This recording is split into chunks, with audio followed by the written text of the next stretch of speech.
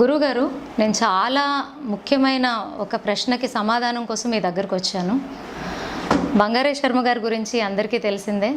ఒక అద్భుతమైన కార్యక్రమాన్ని హైదరాబాద్లో చేయడం జరిగింది.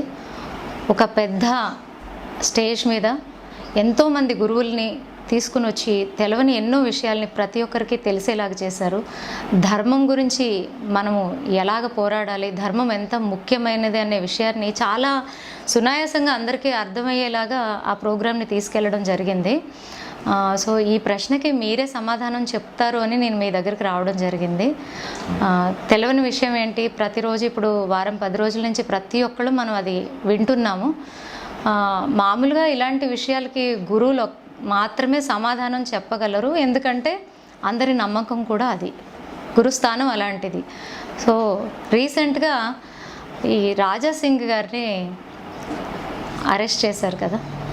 సో ఈ విషయం మీద మీ గురువుల ఆలోచన కూడా మేము తెలుసుకోవాలనుకుంటున్నాం. ఎందుకంటే చాలామంది మీడియాలోని అలాగే యూట్యూబ్లోని మెన్షన్ చేస్తున్నారు, ఏంటి ఎక్కువ మంది గురువులు మాట్లాడట్లేదు ఇంతేనా, అంటే హిందూ ధర్మం ఒక శక్తి ఇంతేనా, ఇలాంటి యొక్క విషయాల్ని మనం చదవడం జరుగుతుంది. నేనే కదా, అందరం చదువుతున్నాము.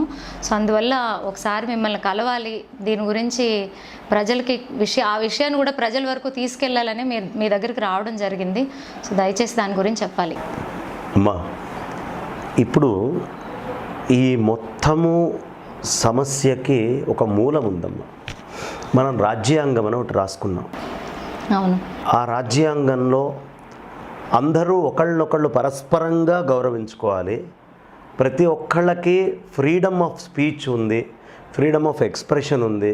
కానీ ఎక్కడ దాకా ఆర్టికల్ 19A అక్కడ దాకా మొదట్లో మనకి చెప్తూనే దానికి కొన్ని పరిమితులు అనేటటువంటి బౌండరీస్ అనేటటువంటివి పెట్టారు. ఇప్పుడు మనకు వచ్చినటువంటి సమస్య ఏంటి అంటే, సమాజంలో ఈ బౌండరీ తెలియకుండా మాట్లాడేటటువంటి వాళ్ళు ఎక్కువైపోయారు. రాజ్యాంగము ఫెసిలిటీ ఇవ్వలేదు, కానీ ఆ మొదట్లో ఉన్న ఫ్రీడమ్ ఆఫ్ స్పీచ్ అనేదే తీసుకుంటున్నారు. కానీ దాని తర్వాత ఎదుటి వాళ్ళని ఎక్స్ప్రెషన్స్ తోటి కానీ ఇంకో రూపంలో కానీ కించపరచకుండా, వాళ్ళ రైట్స్ దెబ్బతినకుండా ఉండేలాగా అనేటటువంటి పదాలన్నిటినీ విస్మరిస్తున్నాం. ఇప్పుడు దీనికి కారణము నా దృష్టిలో రాజా సింగ్ గారిని అరెస్ట్ చేయటం కానీ లేదు, జరుగుతున్నటువంటి యాక్ట్స్కి కారణము రాజా సింగో ఎవరో కాదమ్మా.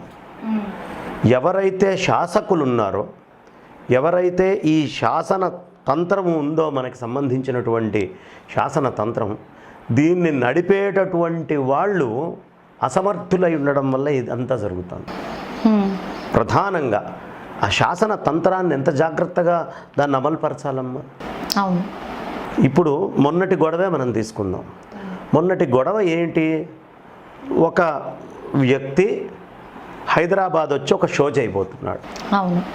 షో చేయబోతూ ఉంటే అతని చరిత్ర ఏమిటి అని తీసుకుంటే, మనందరికీ మన ధర్మానికి మూలమై ఈ భారతదేశంలో కొన్ని వేల సంవత్సరాలుగా కొలవబడుతూ ఈ రాజ్యాంగాలు వీటన్నిటికంటే ముందు నుంచి ఒక మహా శాసనంగా మనందరి యొక్క జీవన విధానాన్ని, మన దిశానిర్దేశాలని చెప్పినటువంటి సీతారామచంద్రమూర్తుల యొక్క చరిత్రని అని మనం చెప్పుకుంటాం.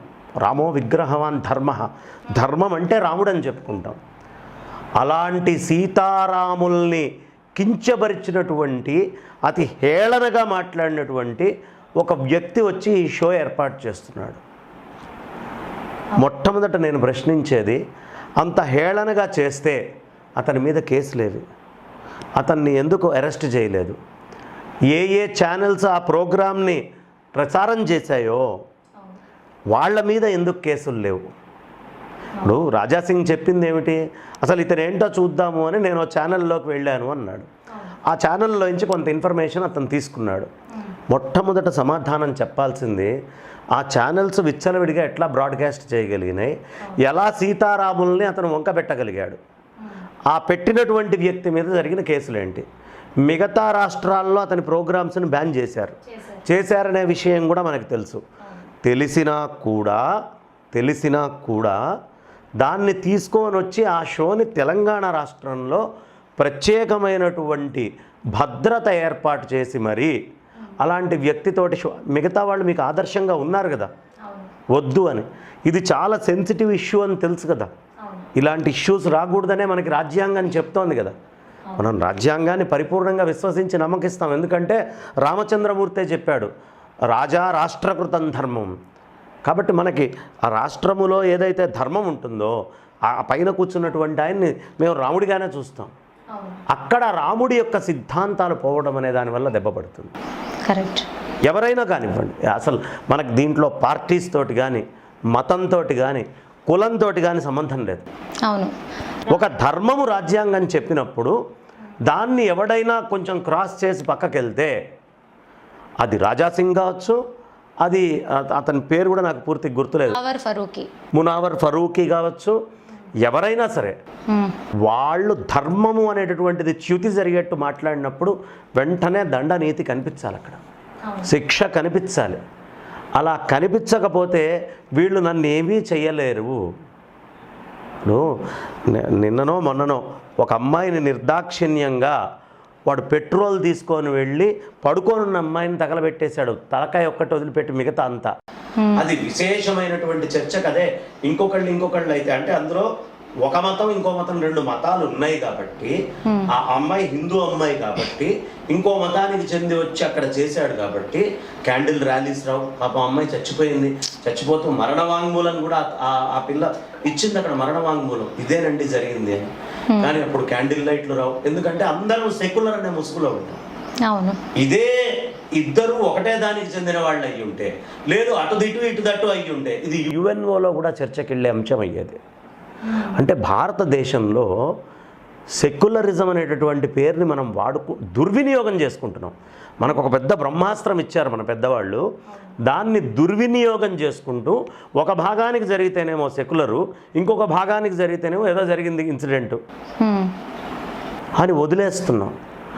దానివల్ల ఇది రాను రాను రాను రాను ఇంకా పెరిగి పెరిగి పెరిగి పెరిగి పెరిగి మనల్ని ఎవడూ ఏం చేయలేడు కదా అని వర్గం పేటరేగిపోవచ్చు. అవును. మనల్ని మనం కాపాడుకోవాలి అంటే మనం అంతకంటే 10 రెట్లు దుర్మార్గంగా ఉండాలని అవతల వాడు మొదలుపెట్టి ఆ దుర్మార్గానికి కూడా మళ్ళీ లోకంలో అశాంతి, జనాల్లో అశాంతి వస్తుంది.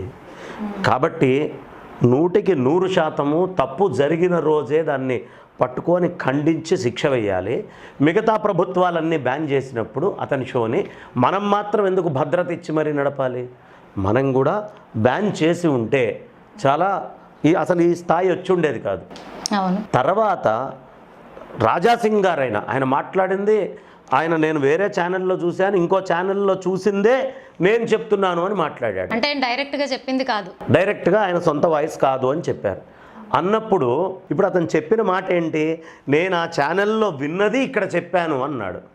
ఆ ఛానల్లో విన్నది చెప్పినప్పుడు ఛానల్ మీద యాక్షన్ ఎందుకు లేదు? పీడీ యాక్ట్ ఫస్ట్ ఎక్కడ తయారు కావాలి? ఛానల్ మీద కావాలా, రాజాసింగ్ మీద కావాలా? నేను అక్కడ సోర్స్ని ఇక్కడ ప్రజెంట్ చేస్తున్నా అన్నప్పుడు సోర్స్ని కట్ చేయాలిగా. సోర్స్ మీద పీడీ యాక్ట్ ఏది? అంటే మనం కూడా టీవీలో ఏదైనా విషయాలు చూసినప్పుడు మనం కూడా చర్చించుకుంటాం నలుగురిలో.